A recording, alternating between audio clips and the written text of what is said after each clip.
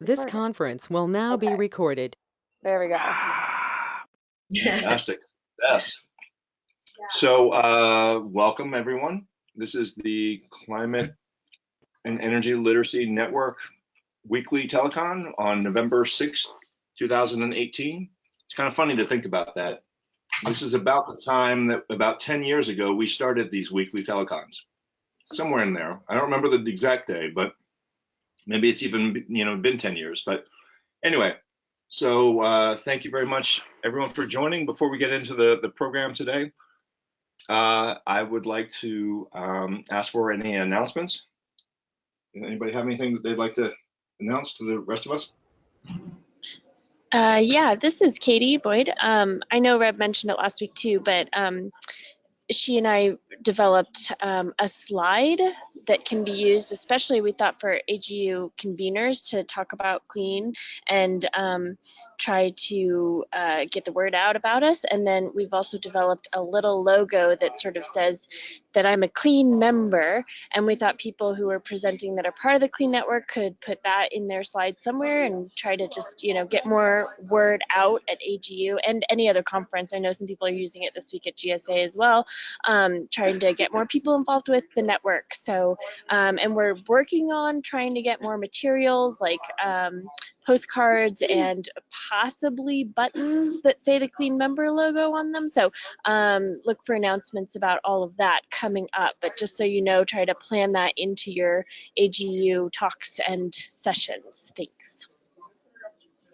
Thank you, Katie. That's how would people access that if they don't have access to it right now? For the slides and the logo itself, there's a Google Drive folder that Reb sent the link out to last week, and I'm planning to sort of periodically, maybe once a week, so hopefully later today or later this week, send that out again. So I'll try to just sort of send out reminders to people to do that over the next month or so before AGU. But yes, there is a Google Drive with a link, and actually I can put it in the chat right now for people on the call that are interested for right now. Fantastic. Other announcements? All right. Looks like election day might be cramping our attendance. that's a good thing. So unless we have anybody else with announcements, just going to give it another moment. All right. Let's just go into the programming. So just let me give you guys some context for those of you who aren't tracking what we're doing. Is as part of the Global Climate Action Summit, a group of us held an education affiliate event as part of that in September. And to prepare for that, where we were really looking at the intersection of private sector, community, and education related to climate action. And we knew that there were already programs that were already supporting communities implementing their climate actions. We did a series of case studies on programs, and so this is now going to be the third of the 6 case studies that are looking at where education programs are supporting communities' climate action. And also, just to put a little bit more context, is we have some more interns in the climate program office, and we are expanding the 6 to include others. So we know there are other instances where education is already supporting community climate action. So if there are those on the call who are those who listen beyond today, please let me know, this is Frank Neapold at NOAA, that you have ideas or programs or specific examples so that we can continue to build a larger reservoir of these case studies, because we know this is happening. It's an important advancement in the field. So today, Cyan Dandridge, did I say that right, Cyan? It's Cyan, like Brian, but Cyan, yeah. Cyan. That's okay. Sorry. Yeah. As a former classroom teacher, you'd think I'd be better at it, but I never was. Oh, nobody ever gets it, so it's all right. Don't worry, I'm used to that with my last name. From Strategic Energy Innovations, who's going to be highlighting their work, and this is new for the Clean Network, so this is wonderful. because we became aware of your work through the support of another education affiliate event at the Global Climate Action Summit. So we're really excited to have your work shared with us today. So please share your screen. I'm not sure we're seeing that before we get into the presentation. Hold on, let's just make sure. Oh, I am seeing it now. Thank you very much. So over to you, please. Awesome. Okay, thank you, Frank. So hi, I'm Cyan Dandridge. I'm the founder and the executive director of Strategic Energy Innovations. And we're been around for more than 21 years this fall, actually. So we've been around for a long time. We're a nonprofit organization, and really our goal is to advance solutions for a thriving planet. So what we do, we focus on really three main areas within a community to help them around climate protection. So we focus first on kind of policy and how can a community engage in different policy initiatives to help them move forward. Then really looking at workforce development and career technical education, and then really the foundational support is around education and changing behavior, shifting how people are educated within a community, help to enhance climate protection. So really, we focus on hard to reach and often underserved sectors. We are at our core is climate education. But really what we try to do is find ways to engage and inspire and empower students to get involved in the community and to actually have action in their community now rather than just educating them so that they know what they can be doing in their future. So I'll be talking in a minute about the community, one of the communities that we've worked with. We do work throughout the country, actually. We're an international organization, but a lot of our work right now is in California. We're expanding into the Pacific Northwest and other areas around the country, but we'll be focusing on one of the cities that we worked with in California as a case study. So we have 4 flagship programs that really help communities address sustainability goals, and they're right here. It's Energized Schools, our School of Environmental Leadership, our Energized Colleges program, and our Climate Corps program. So with Energized Schools, it's a program that supports project-based learning and community-based sustainability projects for K through 12 students.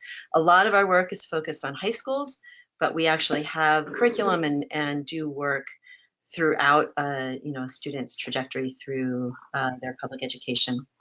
So we work with schools to integrate real-world sustainability projects that are always aligned with state standards. So that's one thing that we find that's really important, that we're meeting whatever the school's needs are while also really having engaging and exciting projects that the students can do.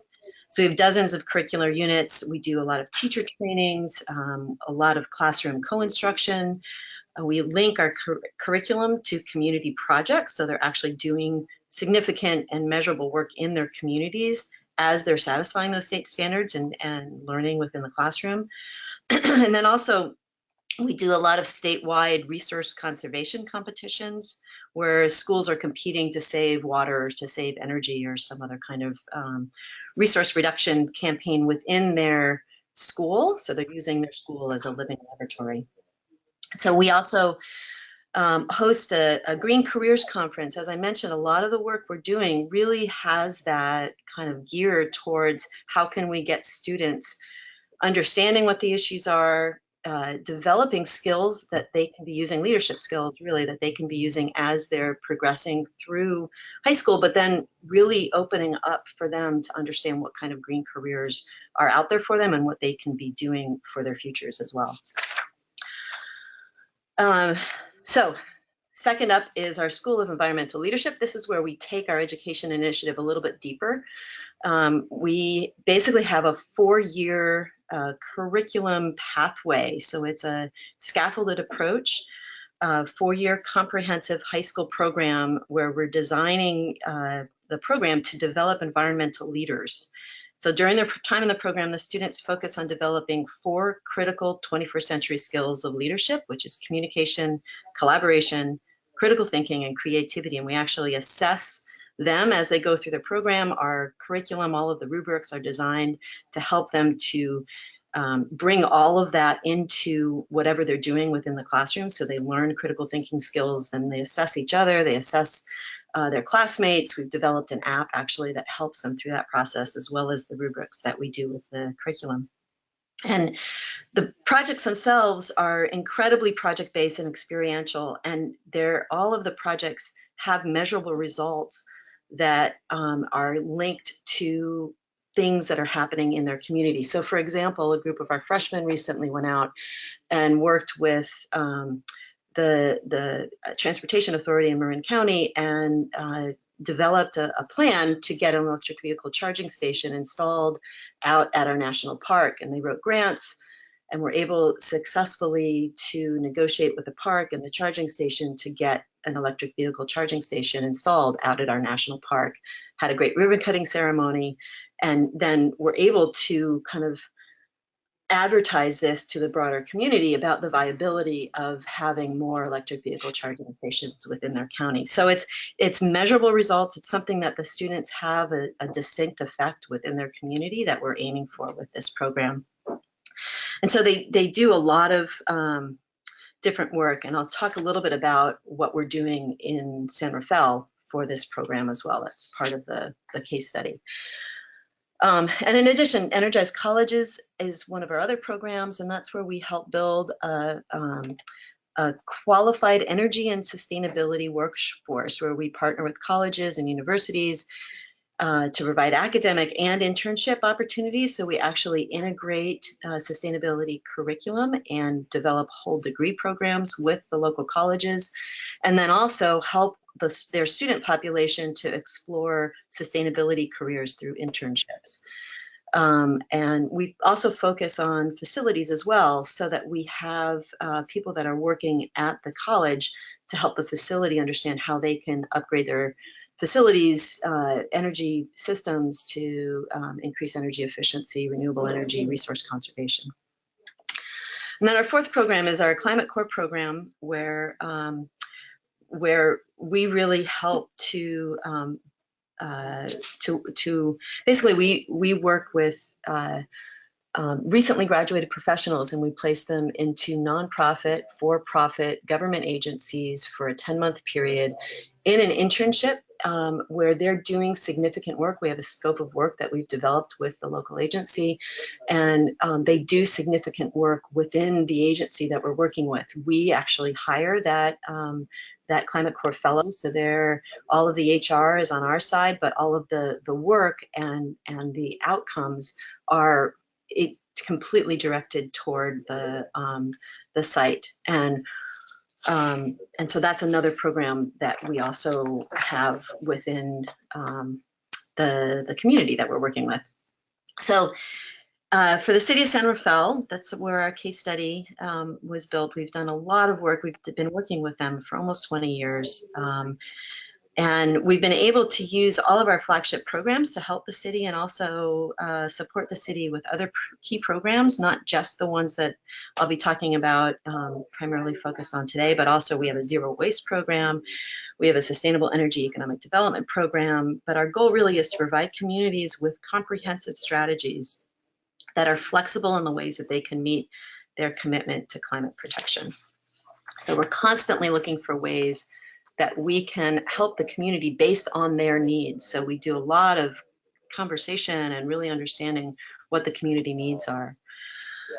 So San Rafael, we engaged local K through college students and our Climate Core fellows who are working in the local school district and the County Office of Education and the local community college, and we're coordinating this expansive network of community members to support the transition to a sustainable community for the City of San Rafael, while developing youth leadership and green career skills, so that they can really see where they're going with this. And then if they stay in San Rafael, then they're bringing that perspective and that green workforce into the city.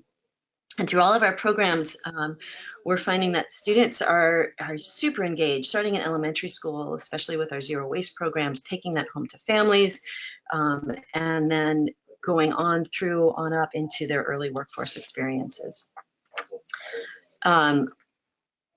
So one example of how we're working, I mentioned the School of Environmental Leadership. We have the Marin School of Environmental Leadership in San Rafael, and it's basically a 4-year public high school.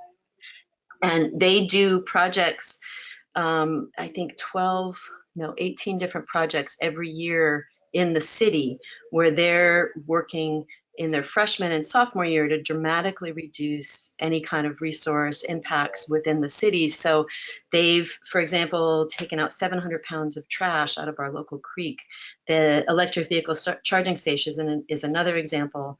They also worked with an organization called iMatter. And if you don't know about iMatter, it's a fantastic organization, very impressive. And they developed report cards for both the City of San Rafael and the county. And then for the city, they actually were able to pass an ordinance that was a climate inheritance resolution and convince the city to purchase 100% renewable energy for the city facilities. So this was a group of 6 students that stood up in front of city council and worked with the city to figure out how to make this happen. And they were successful in making this happen.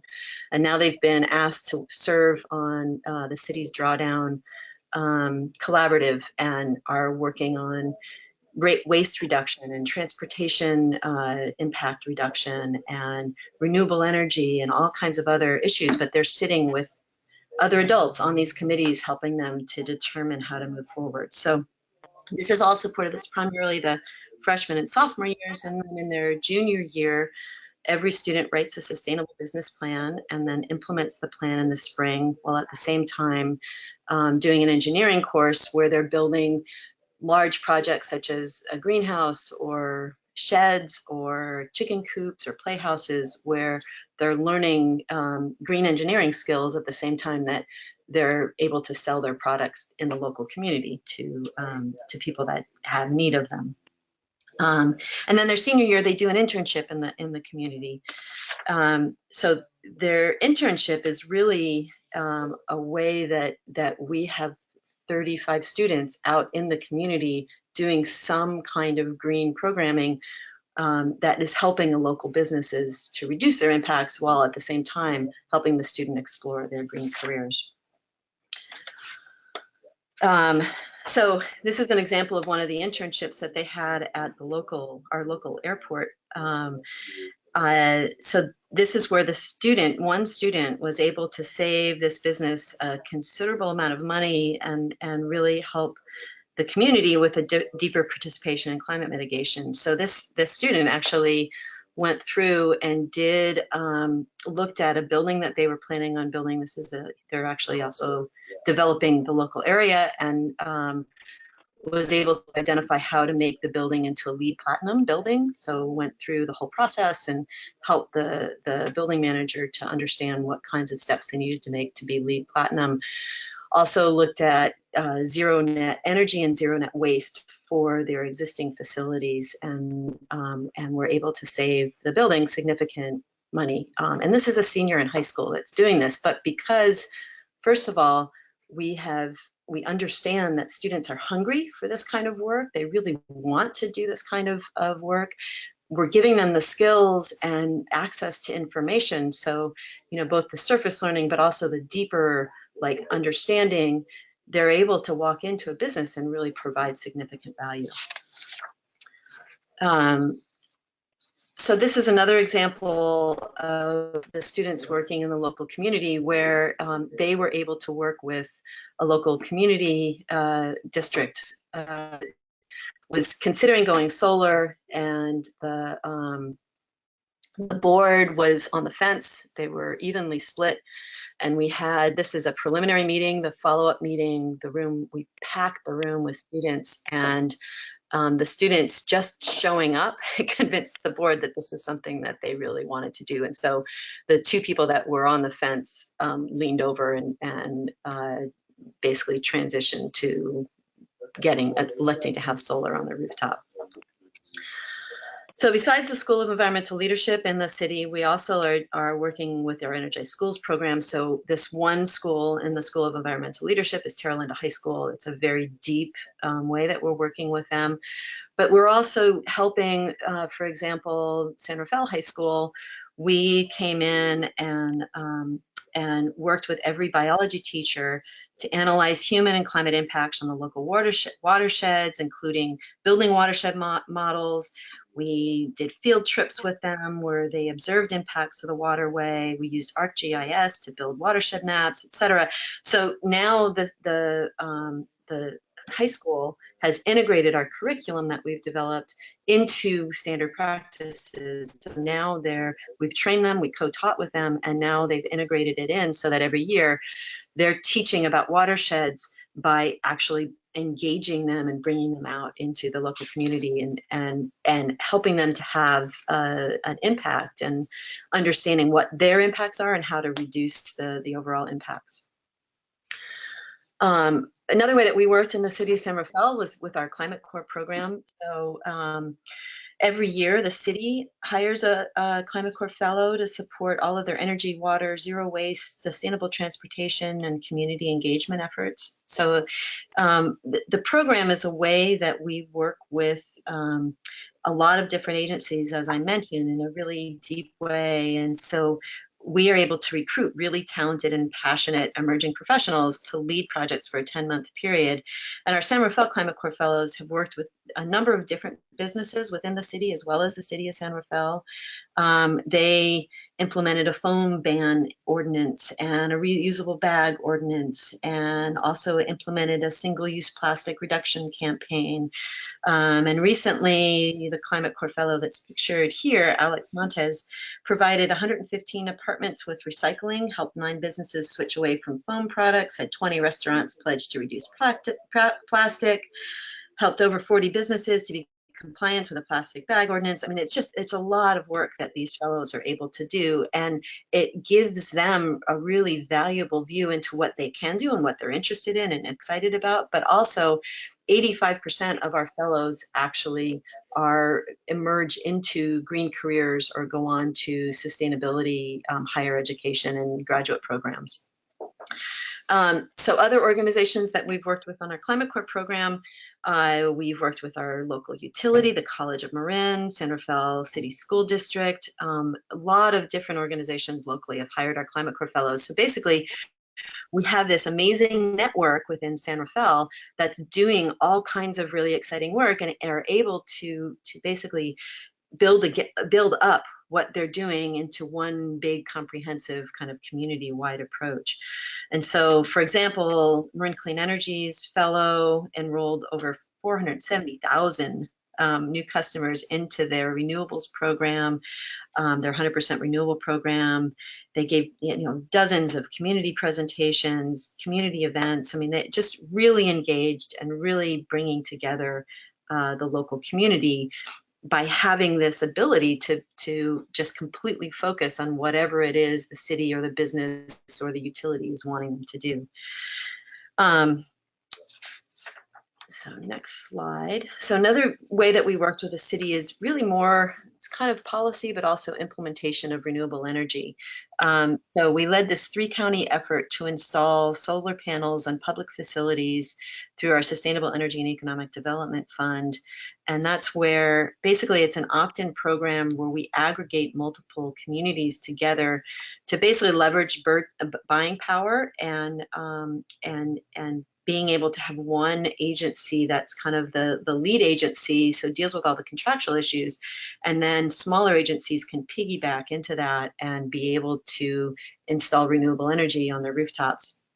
And so we supported the City of San Rafael to lead 21 different public agencies in the collaborative, and they purchased over 4 megawatts of solar in the region. And our Climate Corps fellows played a significant role in that, helping with the education and the recruitment of the public agencies. And so another example of how we're working in the city is with our Energized Colleges program. So we have College of Marin is one of our college We work with over 30 colleges throughout California. College of Marin is one of the colleges that we work with through our Energized Colleges program. And that's where the fellow is working with faculty to develop new courses and certificates and instituting a whole degree program at the college that basically inspires and empowers students to enter the green workforce or to continue on. It's a community college, so to continue on into a four-year degree program. The Energized Colleges programs also, it created a number of paid internships for current college students to lead sustainability projects. And in the 2017-18, one of our fellows, Danielle, created sustainability visibility on campus through over 600 different student interactions. She helped to create 15 different internship positions. And really also hosted a sustainability mapping workshop focused on cross-disciplinary sustainability education with 28 different faculty and staff in the college that were in attendance. So the City of San Rafael, this case study really provides a view of how a broad array of programs and collaborators can cohesively work together to transform the sustainability policies and behaviors in a community. And we've helped San Rafael to do this. I mean, they're an amazing city and they've done incredible work. And really what we're trying to do is support them any way that we can to help them to be successful, expand their human capital, but also like really help them to understand how to diversify, not by not just having city employees doing this work, but really how can you broaden that out so that you're also building a sustainable workforce at the same time. So we have a lot of different programs that we run regionally as well. So, the City of San Rafael is just one of the examples that we have. We also do a lot of work with affordable housing. EAH is one of our partners that has a lot of properties throughout California and Hawaii. And we've had significant impact with EAH housing where we ran a competition, we've done benchmarking, we kind of act in a large way as their sustainability manager. And so really helping them to understand all of the different ways that they can be engaged. Our School of Environmental Leadership, we're expanding that as well. There's 2 more sites that we're looking to start up, also in California. We have really significant results. 100% of our students get accepted into college. So while 85% are attending a 4-year university, a number of them are also taking gap years and going into 2-year community college programs and then transitioning into 4-year degree programs. They receive significant scholarships, and really it goes beyond just even these kinds of numbers. The students that emerge from this type of educational program are just phenomenal. I mean, they blow me away every year. They're incredible. Other regional impacts, so our Energized Schools program in general, while we do a lot of work within Marin County and within the City of San Rafael, we also work with over 200 schools statewide, more than 70,000 students in just 1 year alone. So we have significant impact with our students, with our Energized Schools program, where we have dozens of curricular units. We're working with hundreds of teachers around the state, and really trying to figure out how can we transform California's public education programs to integrate more energy efficiency and renewable energy. And really what we're looking at in a large way are career technical pathways.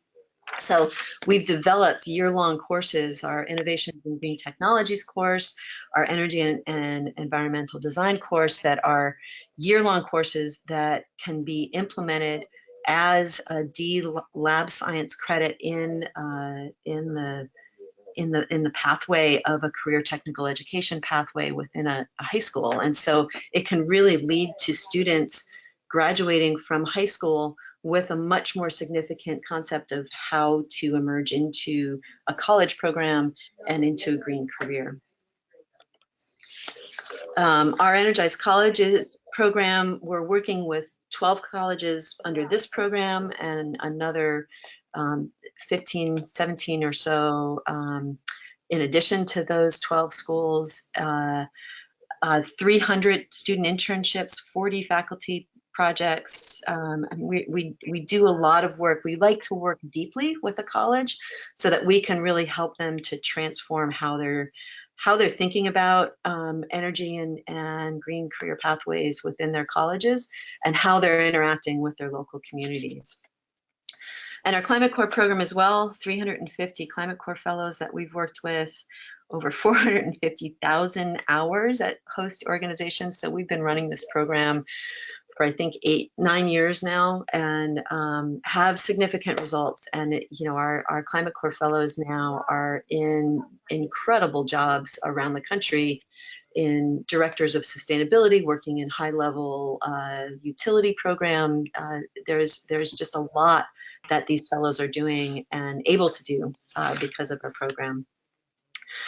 So to close out, just to say we are really excited about the work we do, and we're really wanting to expand our programs either through partnerships or however way that we can. So in particular, I think our Climate Corps program really has a lot of viability to be expanded into other states. And additionally, for our teacher training programs, especially those 2-degree programs that, or year-long course programs that we talked about, we host teacher trainings every summer on career technical education pathways.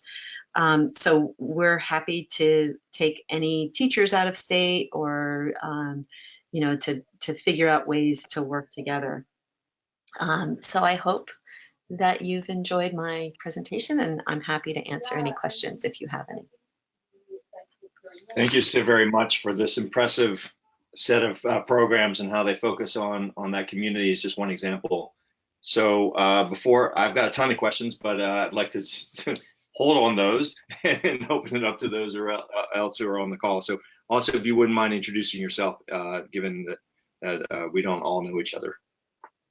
Questions?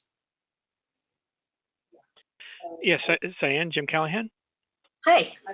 Hi. So I'm guessing so what I'll try and some of the programs you probably work with. I see Pacific Energy Center. It looks like you're working with some of their tools, perhaps. I know you guys connect there. I mean, they're bringing together many of the resources. You're doing an incredible job. It's really fantastic.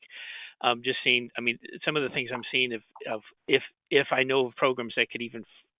When you have something great, you want to make it even greater, right? I mean, a program that you want leading programs in the country. So I'm not coming from you're weak. I'm coming from you're strong and strengthen it. One of the areas I think I'd be glad to bring in other for resources is on this one. California is pretty well established at training for people who are already in college or above, say being in engineering and energy, like through the Pacific Energy Center for architects. You're one of the first that have things at the high school level where you're looking to be curriculum level, where it might be more like physics and chemistry, engineering, but then actually bring in energy labs. If people are interested in that, there's a thing of actual labs that are meeting California curriculum, so high school level, but transition to when they go to UC, Stanford, the 4-year colleges, and then become architects and people in, particularly in the STEM. Is that something that you're looking to broaden, or do you feel you're in pretty good shape and there's no need to strengthen that?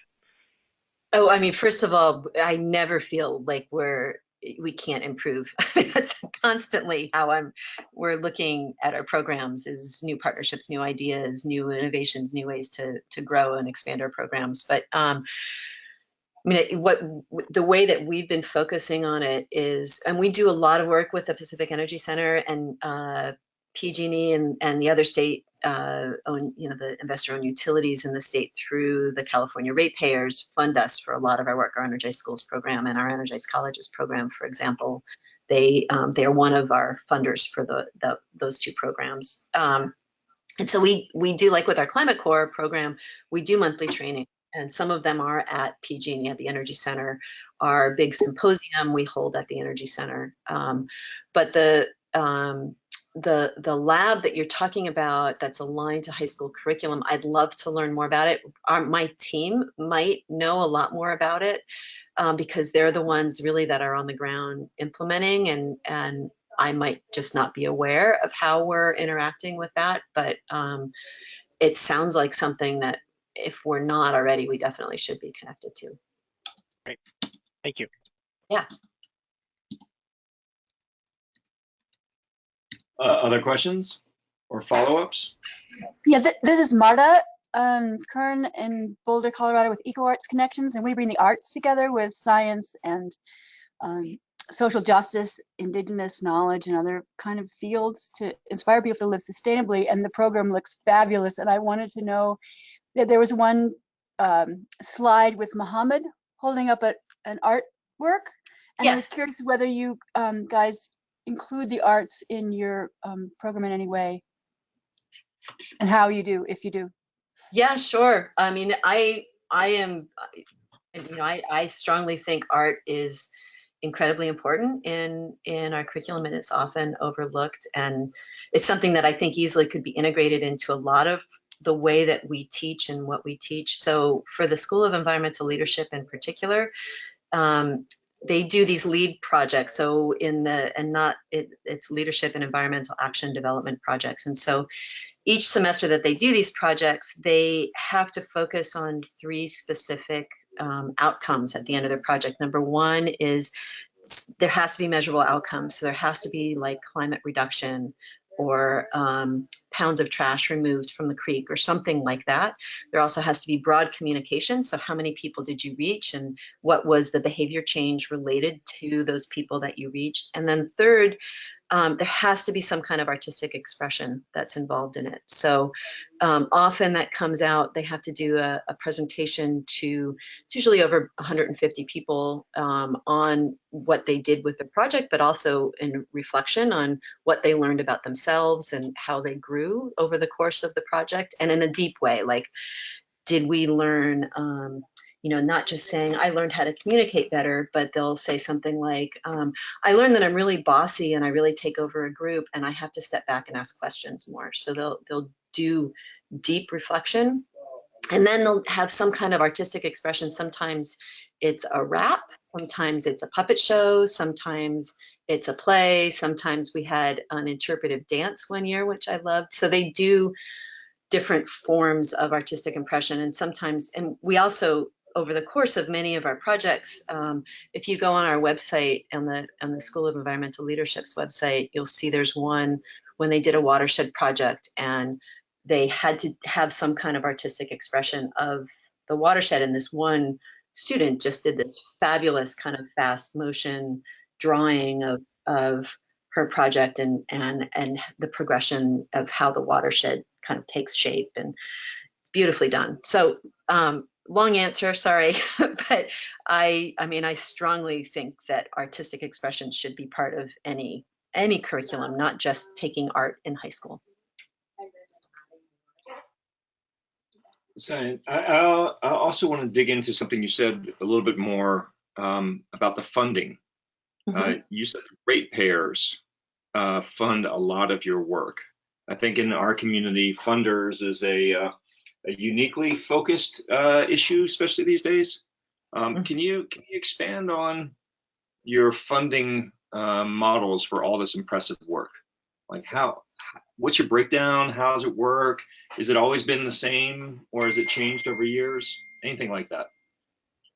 Well, I mean, just to start off with, I mean, basically it changes constantly. I mean, we're constantly looking at the work that we do and the funding that's out there, and how can we match? How can we build that link? So it's not always a perfect match. We will rarely go to a foundation with a project that we built from scratch and say, fund this. We'll much more likely look at what the funder's priorities are and figure out how to craft whatever it is, or recraft whatever it is we're doing, so that matches what our funders are looking for. And so right now, a lot of our funding, maybe 30 to 40%, comes through the utilities under the auspices of the California ratepayers. A lot of our funding is direct service, so our Climate Corps program, we charge a fee to the local site, to the city or the nonprofit or the for-profit organization, and they pay us a certain amount of money, and then we basically deliver them a Climate Corps fellow that's trained and goes through continuous training over the 10-month period. And so those, we've also had government grants, we've had foundation grants, we do work directly with the state. So there's just a lot of funding opportunity. I think the main message I would give to people that are looking for funding is partnering, number one, like partner with other organizations, form good partnerships, and then get creative about how you're responding to different RFPs and solicitations. Thank you. That's an important reflection. Yeah. Yeah, it's And if I could also, Frank, I'm sure between Cyan and myself and others, we can catch you up on how California works with ratepayers. There's a lot that goes on there. So.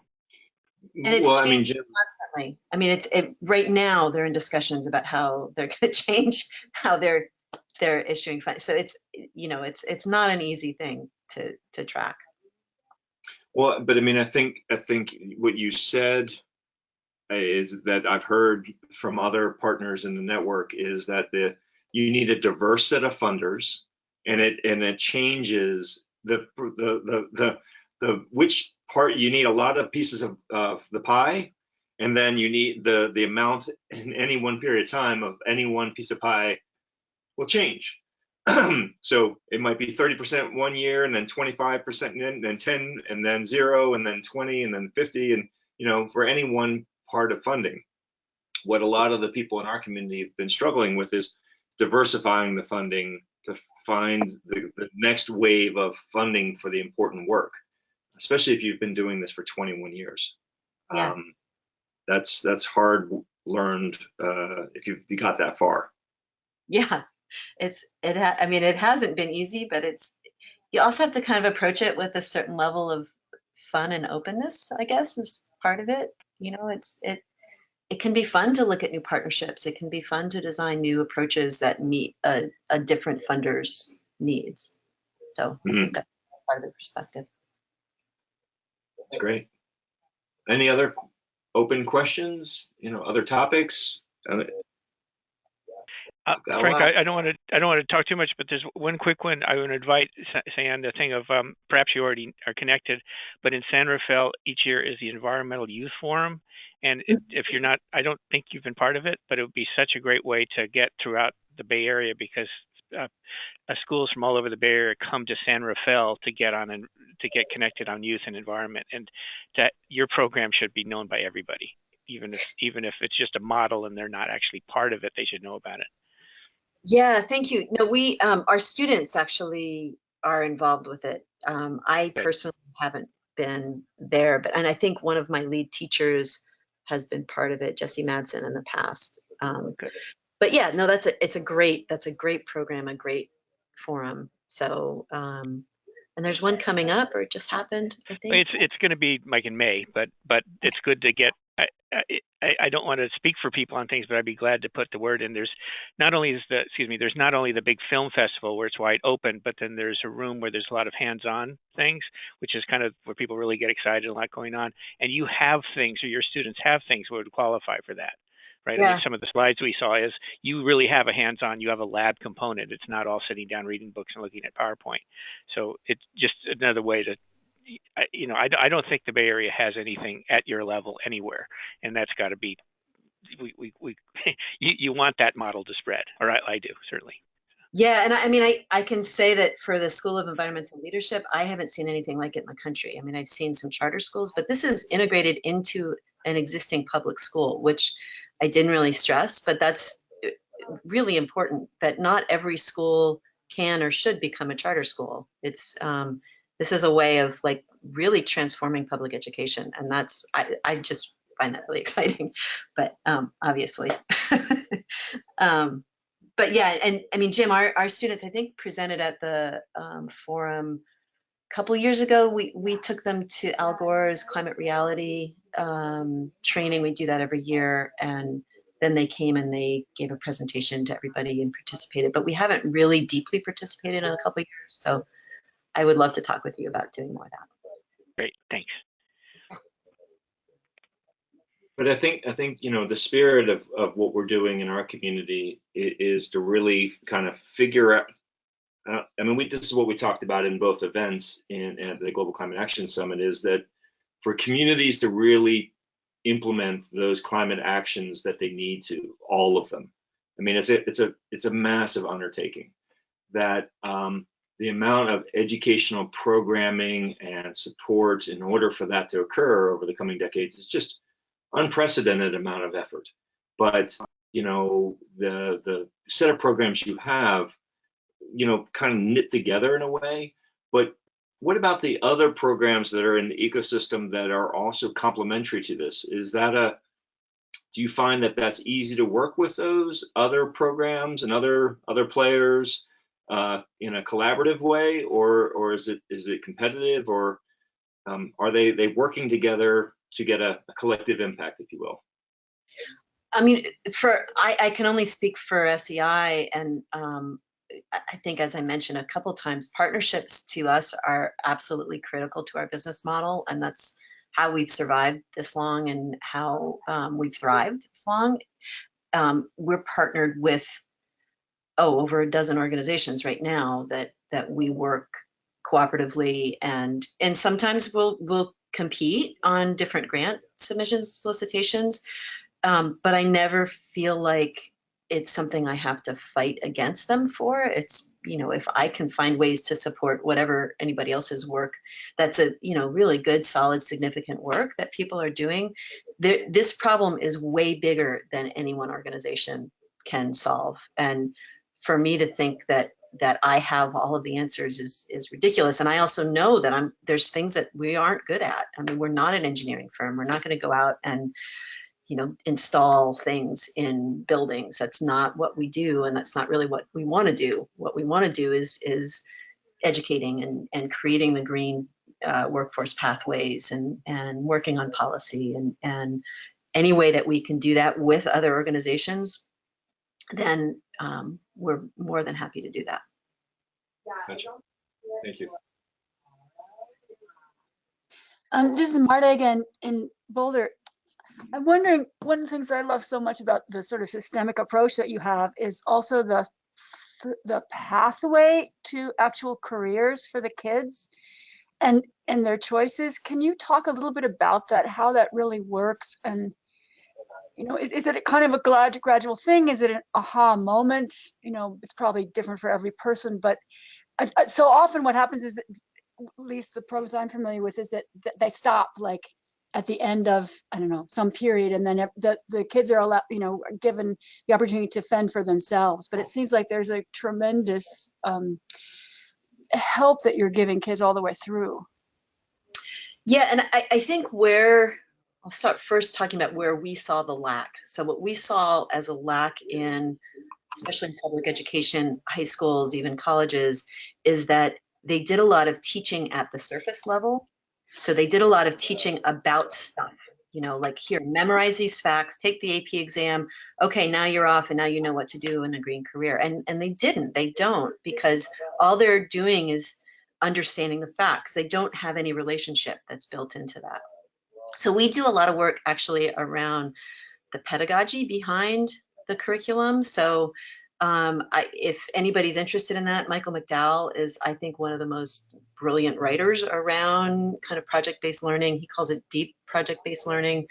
And it's where you really look at how can you teach what they need to know, how can you get them to understand in a deep way what that could mean to them, and then how can you get them to understand the transfer between the things that they're learning and something that might seem to be completely unrelated, but they can find relationships, and so that as they progress through their paths, that they're understanding how to bring what they've learned into future work, future educational programs, whatever.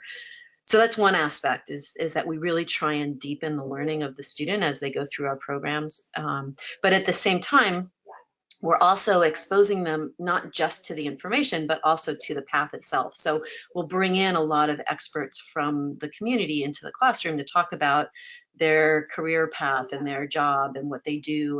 And it won't be just like the renewable energy or wind technician, solar technician. We'll talk about stuff that's different. So we'll bring in a developer who happens to be looking at green development that's not his focus, but he understands the benefit of it. We'll bring in businesses that talk about their business models and how sustainability is important to their business models. So we'll bring in experts that broaden perspectives of the student. And then we then also talk about and include in all of our curriculum kind of what that pathway could look like. So if you're interested in this, here's all of the different kinds of college programs that you could explore as you're going through your college path, or if they're already in college, then having them do internships in the community so that then they can make that connection. And also, like, we do a lot of work with some continuing education high schools. So the ones, for students that are kind of at the fringe. And for those, we really look at how can we integrate certificate programs and ways to support the students so that as they're graduating from high school, they might go directly into some kind of a union job or apprenticeship pathway or something like that, so that they don't have to feel like they have to go to college because that's the only way to get a green career. So I think that that's what we aren't as good at and that we're trying to get better at is tracking. So I have some data on students that have gone through our high school programs and then go into some of our Energized Colleges programs and then go into our Climate Corps programs, but I don't have that much information yet. And that's something that I'm really, I feel like we need to give some effort into, but again, that's a funding issue. So you get back to that funding question, and that's something where, since we don't have the funding, it's hard for us to do it. Saying, Jim, sorry, I'd be glad to help on the connections to the building trades, the electricians, the mechanical. Local 511 in your area, 551, Nika of Marin County. I mean, they're connected. They would love to be. I kind of stay quiet on that because I saw 85% go to four-year colleges. But for those who want probably an equal pay but doing things a little more with their hands, there's apprenticeship programs that are quite good and would love to have your students afterwards. That's awesome, because we're starting to work with Madrone High School, and that's the pathway.